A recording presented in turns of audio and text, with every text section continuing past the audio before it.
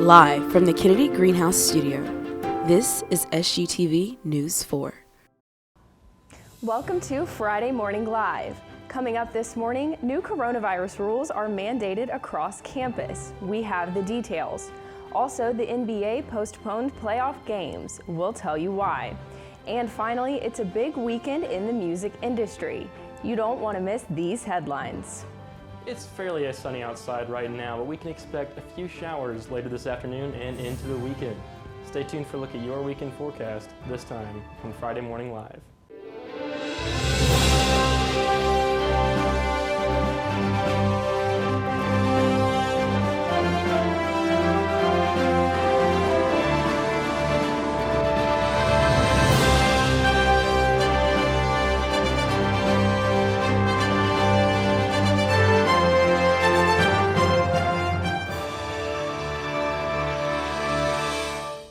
Good morning, Gamecocks. I'm Summer Rogers. And I'm Justin Walsh. Thank you for joining us this morning. Greek Village is still seeing increasing cases of coronavirus as 3 more houses were forced into quarantine yesterday. This news comes after Tri Delta and Chi Omega were closed Monday, bringing the total number of houses to 5. While most sororities went online for bid day, a few opted to have the annual event in person and required members to wear masks. However, social distancing was still a concern for many as groups of more than 10 gathered at participating houses. In order to follow CDC guidelines, those infected with the coronavirus must quarantine for 14 days, with members who do not live in the house no longer able to come in and out. This raises new concerns as many Greek women are required to be on the sorority's meal plan. The university as a whole saw 191 new cases in a single day among students. President Bob Caslen called the growing rate, quote, unsustainable in a Board of Trustees meeting. In an attempt to prevent the spread of COVID-19, the Columbia City Council has set a mandate in place to discourage large group gatherings on rental properties. This past Thursday, the council voted to amend its rental housing regulations. As the University of South Carolina welcomes back thousands of students, a large concern of the City Council and local law enforcement is the presence of parties and social gatherings in off-campus housing. Under executive order from Governor Henry McMaster, police do have the ability to disperse large group gatherings if they believe that it is in the best interest of public health. In addition, a point system has now been set in place that landlords must comply with. If a gathering in a rental property is broken up by law enforcement, it can be deemed a serious offense and result in 10 points being added to the landlord's permit. If a landlord requires 15 points over the course of a year, their permit could be revoked. City Council has contemplated a nightly curfew, but nothing has been set in place at this time. 2 local groups are taking to the streets this morning to honor the 57th anniversary of Martin Luther King Jr.'s Walk on Washington. This march will be led by the Black Lives Matter South Carolina and the National Action Network groups. The march will hold a viewing of the National Walk on Washington in Memorial Park, showing Martin Luther King Jr.'s famous I Have a Dream speech and followed by several guest speakers.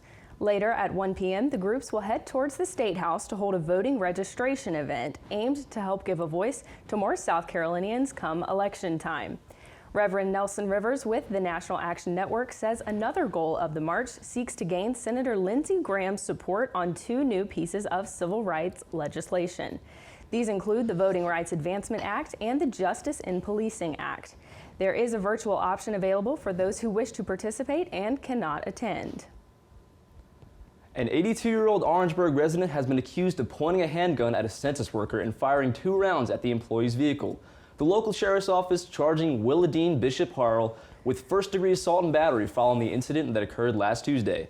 Harrell apparently told a 25-year-old census worker to get off her porch and pulled out a .38 caliber Taurus handgun as a threat.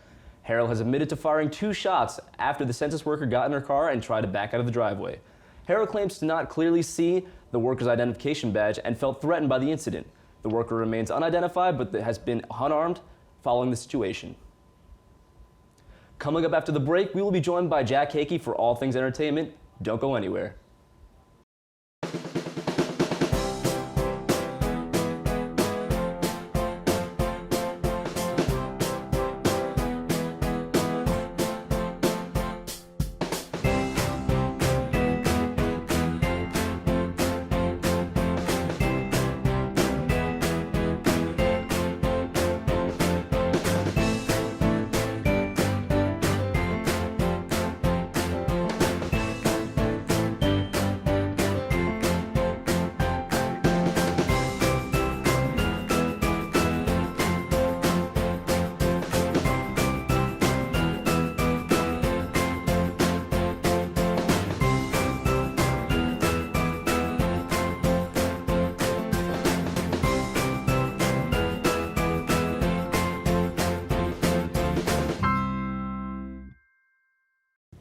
Welcome back to Friday Morning Live. We're here with Jack for some entertainment news. Thanks, Summer. Many American movie critics flew to London this past week to see Christopher Nolan's new film, Tenet. Originally slated for a July 17th release, what was supposed to be this year's summer blockbuster finally hits theaters this week. While it remains to be seen if audiences will put themselves at risk by seeing the movie in theaters, Nolan's new epic, starring John David Washington and Robert Pattinson, was shot in IMAX and intended as a theatrical experience. All right, so seems like this whole kind of failure to adapt and failure to, put out movies in a way that people can watch them and still remain safe might come back to hurt them, but they spent a lot of money making this thing and they refuse to let anyone see it unless they're in a movie theater. Exactly. I miss movies so much. I mean, Same. not being able to go for months, I think I would be there. I would just be really careful, wear my mask, Yes. but I think I would want to go and see it if I were there. We're not going to risk it all. We're going to be responsible when Exactly. we go to the movies. All right, moving right along. The Weeknd, Ariana Grande, and Lady Gaga are scheduled to perform at the VMAs this Sunday. The show will be hosted by Keke Palmer, and performances will occur across various outdoor venues around New York City in light of the pandemic. The event was supposed to take place inside of Barclays Center in Brooklyn, with both fans and celebrities in attendance. The new outdoor performances will be streamed live on MTV with a, quote, limited live audience to account for the spread of COVID-19. So I think on Sunday night we're really going to see who the real talented performers are. If they can't feed off the crowd and they have to perform outside, they're really going to have to put their energy into their music. Exactly. That is like, talk about adapting, seeing who is going to do well with that situation. I can't wait. Me neither. All right. Thanks, Jack. After the break, we will have Kendall Smith back to update us on all things sports. And later, we will take a look at this week's weather. Stay with us.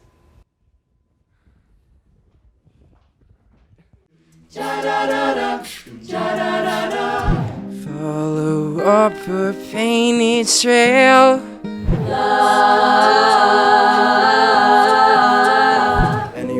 Every week, Been hit by a new performance.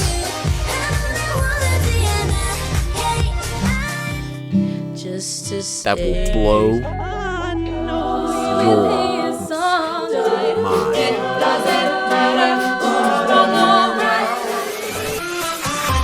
You're watching the Greenhouse Concert Series on SGTV News 4. What's up, Gamecocks? I'm Kendall Smith here with what's going on in the world of sports. Earlier this week, NBA players made the decision to postpone their respective playoff games in order to show support to the Black Lives Matter movement. The decision to postpone games came following the shooting of Jacob Blake, a 29-year-old black man who was shot 7 times in the back by police in Kenosha, Wisconsin on Sunday. The WNBA also postponed games this week in order to stand against racial injustices. The NBA is expected to continue playoff games this weekend. On Thursday, USC released its game day guidelines for fans attending football games this fall at Williams-Brice Stadium.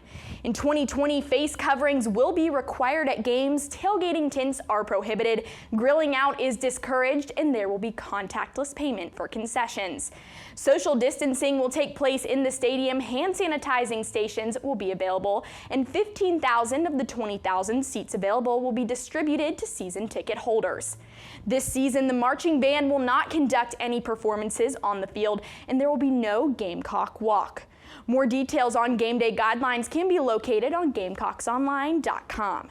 The Gamecocks will begin their season at home on September 26th against Tennessee.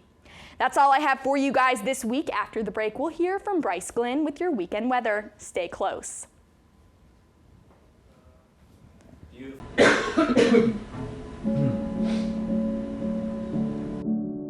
Good morning and welcome to What's Going On. Welcome to Friday Morning Live. I'm Caitlin Ashbaugh, and this is NewsWrap, where we highlight this Behind week's every biggest great stories. news Down organization here to Columbia is a team. 99, highest in the state. Welcome to Carolina Calendar, coming to you from the Kennedy Greenhouse Studio, keeping A team of producers,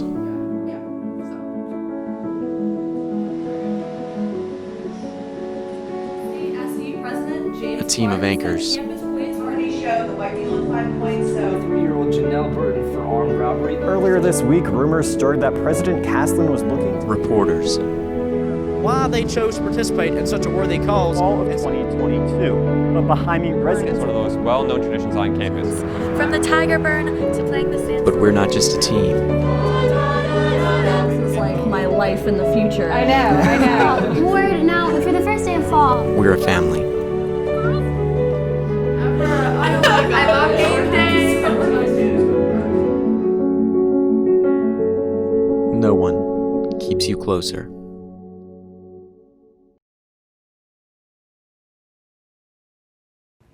Welcome back to Friday Morning Live. We are now joined by our meteorologist, Bryce. How you doing today, Bryce? I'm doing very good. Very good indeed. We love to hear it. So, it's sunny this week. Can we expect that into the weekend and into next week? Please tell me yes. I would hope so, but unfortunately we have plenty of showers moving in, probably starting this afternoon, but more likely into the next few days. Like I was saying, probable storms today as we move into the afternoon, into the evening, but we have more rain likely throughout the week with consistent temperatures as well in the 90s. Last but certainly not least, we have Hurricane Laura moving northward. We might catch a few little offshoots of that, but nothing too serious, maybe just a thunderstorm or two. All right, as of right now in Columbia, it is beautiful outside, 82. It feels like 89, so it is awfully toasty out there. We have a southwest wind of about 6 miles per hour. Our humidity is at 79%, so it's a little bit muggy. We're partly cloudy, local time 10:17 a.m., and our rain chance is low. All right, so for today in Carolina, up in the upstate, the high will be 87. We're looking at a high of 89 in Rock Hill, a little bit higher up there in Florence at 91, move down to Aiken at 89. Greenwood is at 87 here in the Midlands and Columbia, 91, also 91 in Sumter. Move down to Orangeburg, it's going to be 89 on Myrtle Beach. It's going to be 87, a little bit cooler, down to Charleston, 89 as well, and Hilton Head is also at 89. 4-hour weather planner for the day. This morning, like I was saying, it's partly cloudy, very warm, actually. It's 82 degrees, like I was saying. It's partly cloudy out there into the afternoon. We have some rain possible, not too possible though, around 20% chance. We have a high heat index, so it's going to feel like 101 degrees out there, even though it's only at 92. This evening, still very warm, very cloudy, some more possible showers at 83. That's all we have for you this week, Gamecocks. Thanks for tuning in to today's episode of Friday Morning Live. Make sure to follow us on Twitter at SGTV News 4 to keep up to date with all things USC. For SGTV News 4, I'm Justin Walsh.